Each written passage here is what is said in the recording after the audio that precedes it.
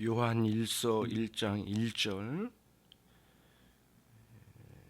같이 읽겠습니다. 태초부터 있는 생명의 말씀에 관하여는 우리가 들은 바요 눈으로 본 바요 주목하고 우리 손으로 만진 바라.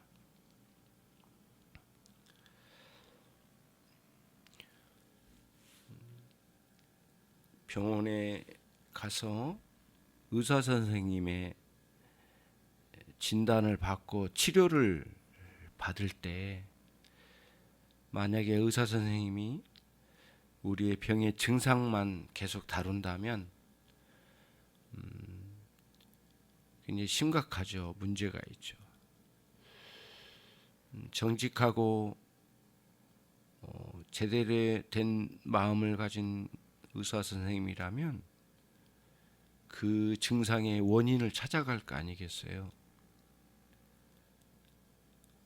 세상은 언제나 교회를 향해서 이것도 좀 하고 저것도 좀 해야 된다. 그래서 문제가 되는 세상을 좀 해결해 주는데 사람들과의 다툼도 화해시켜주고 전쟁도 좀 일어나지 않도록 교회가 좀 힘써주고 무질서한 세상을 질서롭게 좀 해주어라. 이런 요구들이 이 세상 끝날까지 교회를 향해서 계속 있을 거예요. 하지만 교회가 가지고 있는 사명의 본질은 무엇일까? 그게 오늘 사도 요한의 이제 이 서신서의 첫머리에 나오는 내용을 보면 우리가 알 수가 있어요. 사도 요한은 자기가 들었고 눈으로 봤고 심지어는 만진 바 되신 그분을 전하고 싶다는 거예요. 이게 이제 교회의 사명이거든요. 물론 곁가지로 사회에서 해야 할 일들이 없지 않아 있긴 해요. 그러나 교회 주 사명을 복음 그리스도를 전하는 것을 뒤로 하고 다른 무엇을 대체하라고 하면 교회는 그건 할 수 없는 거죠. 그게 이 본문에서 주는 첫 번째 강한 교훈 중에 하나예요. 교회 사명을 갖는 거죠. 우리의 기도를 흐트러뜨리거나 신앙의 올바른 길을 뭉그러뜨리는 것 중에 하나가 물론 뭐 사단의 유혹도 있고 다양한 게 있지만은요. 우리의 마음에 관심사의 문제가 커요, 사실은.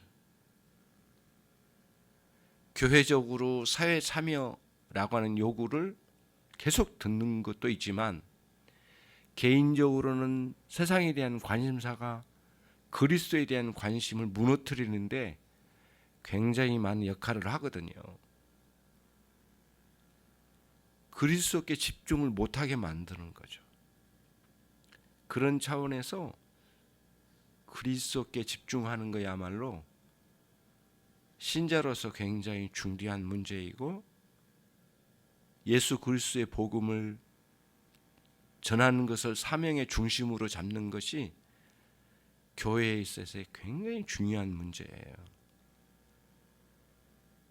그러면 이제 문제는 뭐냐면은 그 사명을 안다고 해서 다 할 수 있는 건 아니잖아요.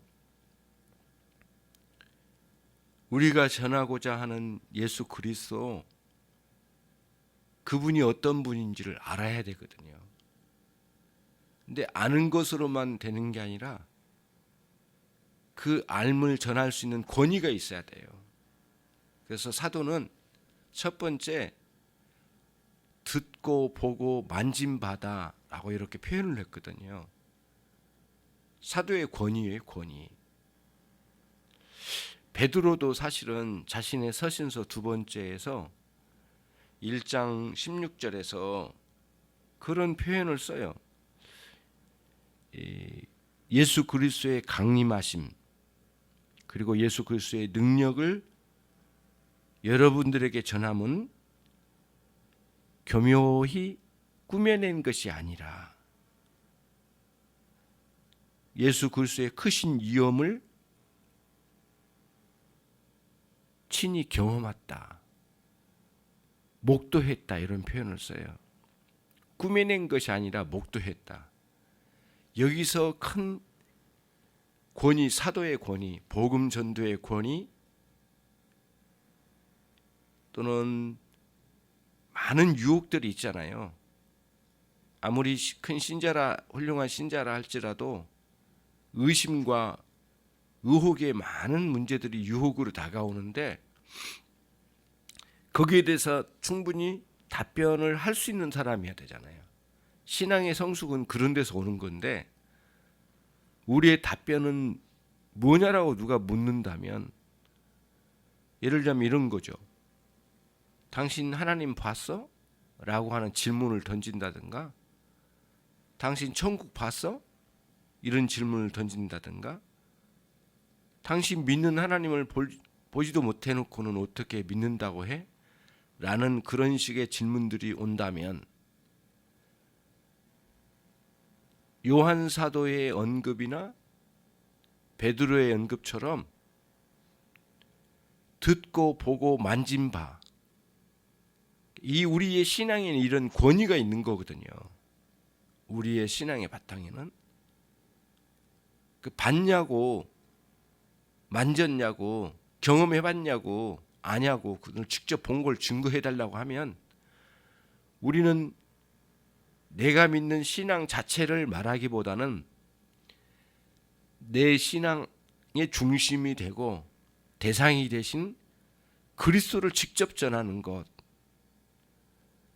그것과 함께 내가 그분을 경험했는데 그리스도를 직접 듣고 보고 만짐받은 신앙의 권위를 말할 수 있어야 되잖아요. 그게 이제 중요한 거예요. 그래서 교회적으로는 이 세상에 그분을 전하고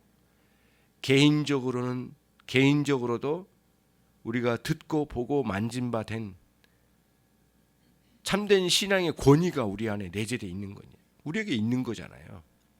거듭난 신자에게는 그게 있죠. 그거를 전할 수 있는 사람이 돼야 되겠죠. 그래서 교회는 무엇을 회복해야 되느냐? 사도적 권위를 회복하는 것이 굉장히 급선무이다. 개인적으로도 예수 그리스도를 의지하고 따르는 그런 신앙의 권위를 회복하는 것이 굉장히 급선무이다. 그러면서 베드로가 꾸며낸 것이 아니라 우리가 직접 그분을 목도했다 라고 하면서 예수 그리스도를 변화산에서 직접 뵙고 하늘로부터 그분에 대한 증거를 음성에 하늘로부터 들려진 그 음성에 직접 들은 내용을 베드로가 전한 거예요. 그게 베드로후서 1장 16절 전후에 담겨진 거거든요. 변화산에서 경험했던 예수 그리스도, 그거를 중심으로 그리스도를 직접 경험한 사도의 권위를 끌어내서 그걸 전했던 거예요. 여러분에게 각각 시기는 다르고 강도도 다르겠지만 성령께서 여러분의 인생에 개입하셔서 그리스도가 누구이신지에 대해서 믿고 알게 된 여러분에게 그 신앙의 권위, 경험된 그 신앙의 권위를 깊이 회복한 가운데 그분을 알고 그분을 신뢰하고 살아가는 여러분의 신앙을 증거하는 거예요. 이거는 누가 묻지 않아도 끊임없이 우리 양심에, 우리 마음에 물음이 와요. 거기에 대한 답변을 매 순간 해가면서 살아가는 게 우리의 신앙이잖아요. 그거는 일을 통해서, 관계를 통해서, 어떤 묵상을 통해서, 큰 고민과 시험 속에서, 고난 속에서 대답을 할 수 있어야 돼요. 예수 그리스도, 그분이 어떤 분이신지. 사도 요한은 태초부터 있는 생명의 말씀이라고 그렇게 표현을 써요. 여러분, 놀라운 거는 이 생명의 말씀 로고스잖아요. 이 부분을 분명한 것은 예수 그리스도를 증거하는 건데요. 계속해서 그 원어적 차원에서 이 본문에 이분에 대해서 남성 명사를 쓰지 않아요. 중성 명사를 써요. 그러면서 그분에 대해서 생명의 말씀이라고 전하거든요. 로고스. 그러니까 하나님의 말씀은 영원전부터 존재했잖아요. 하나님과 함께 하셨잖아요. 그게 요한복음 1장 1절의 선언이잖아요. 그리고 태초라는 용어를 언급하면 창세기 1장 1절로 또 가죠.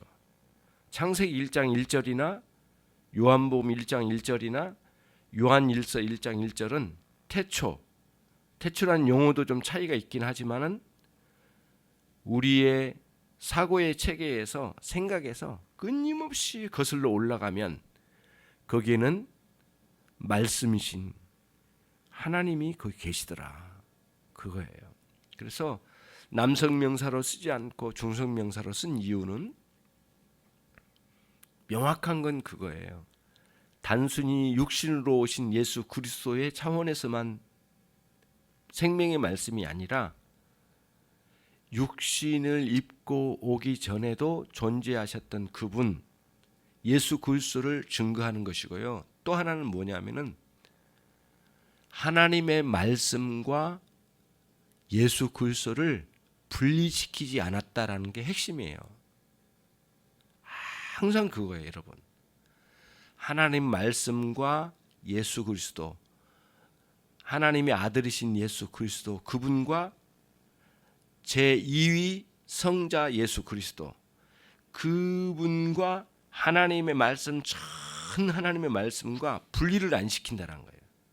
요한 사도는 이거를 항상 같이 가져가는 거예요.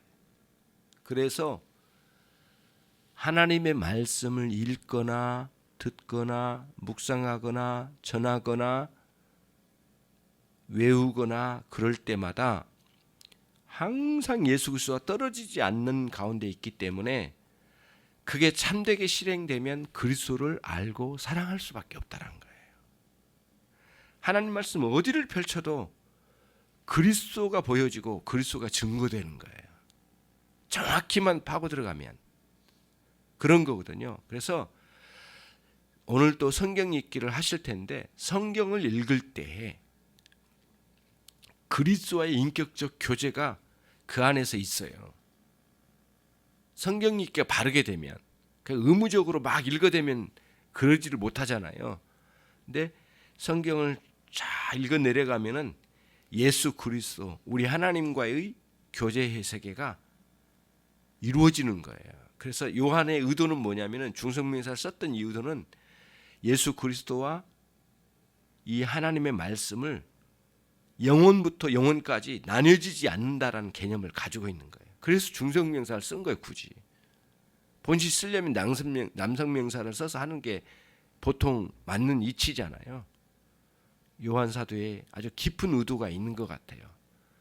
예수 그리스도는 생명의 말씀인데 영원전부터 하나님과 함께 하셨다가 하나님의 계획 속에 때가 되어 이 땅에 성령의 능력으로 말미암아 마리아의 몸을 걸쳐 마리아의 몸을 통하여 이 땅에 강림하셨어요.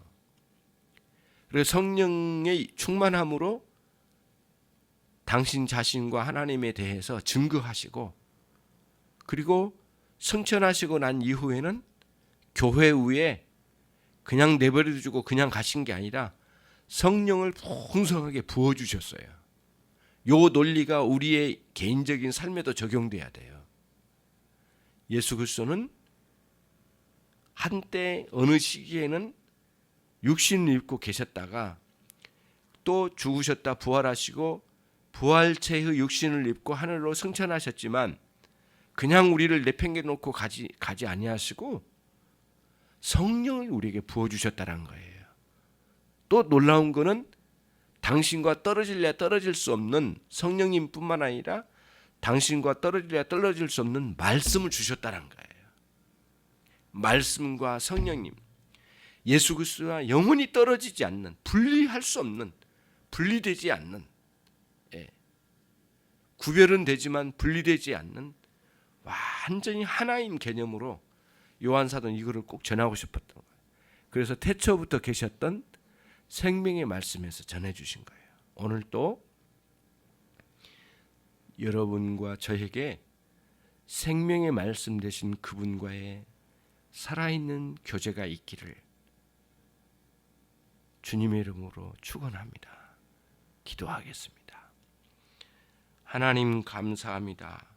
생명의 말씀 되신 예수 그리스도, 하나님의 말씀이 늘 우리 안에 살아 역사하셔서 우리의 영혼을 새롭게 하시고 복되게 하시고 소망으로 충만케 해 주옵소서. 어지럽고 고통스러운 이 땅에 사는 동안에 그리스도의 교제가 매우 풍성하게 일어나도록 우리 가운데 역사해 주시기를 간절히 소원합니다. 예수 그리스도의 이름으로 기도 올립나이다. 아멘.